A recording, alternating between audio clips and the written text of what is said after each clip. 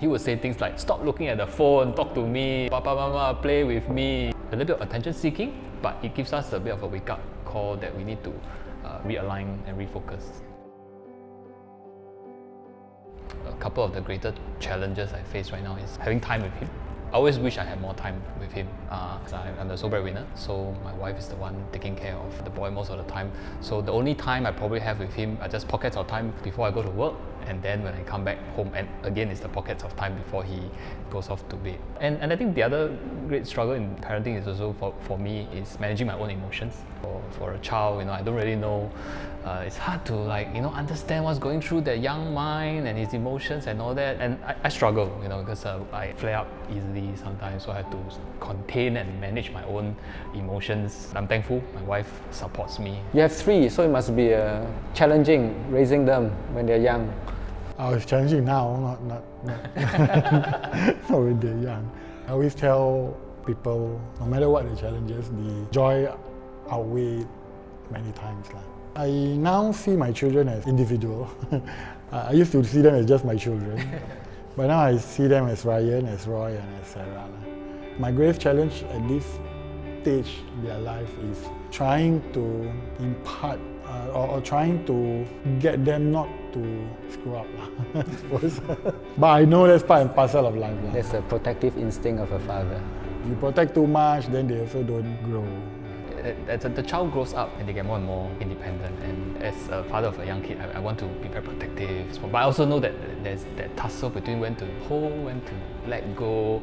How do you all juggle that that balancing act? I call it like a balancing act. When to control, when to let go. I realize that it's important to help our children to be independent. And yet, being a father, we are protective. Especially, I don't want my children to suffer. I don't want them to be in pain. But yet, I know that to learn resilience, they have to go through failure. So it's a bit like giving them permission to fall down, but being there to pick them up. The world is already challenging enough. So when they come home, it should be a safe place. It's okay to make mistakes. It's okay to fall, but being there to encourage and support them and say, try again, try again. Yeah. I think the initial bonding must be there. It needs to grow because your children will grow up, right? So they will want to explore this, they want to go there, they want to test this and all that kind of stuff. And really, you cannot prevent it.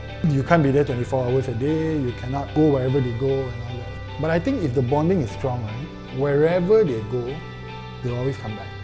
Someone was saying that it's like flying a kite. I guess we want the kite to fly as high as possible.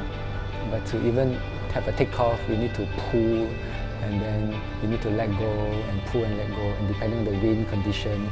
And ultimately, even if the kite is very high, there's still that string between the kite and us. So that's the bond, the love, the trust, the relationship.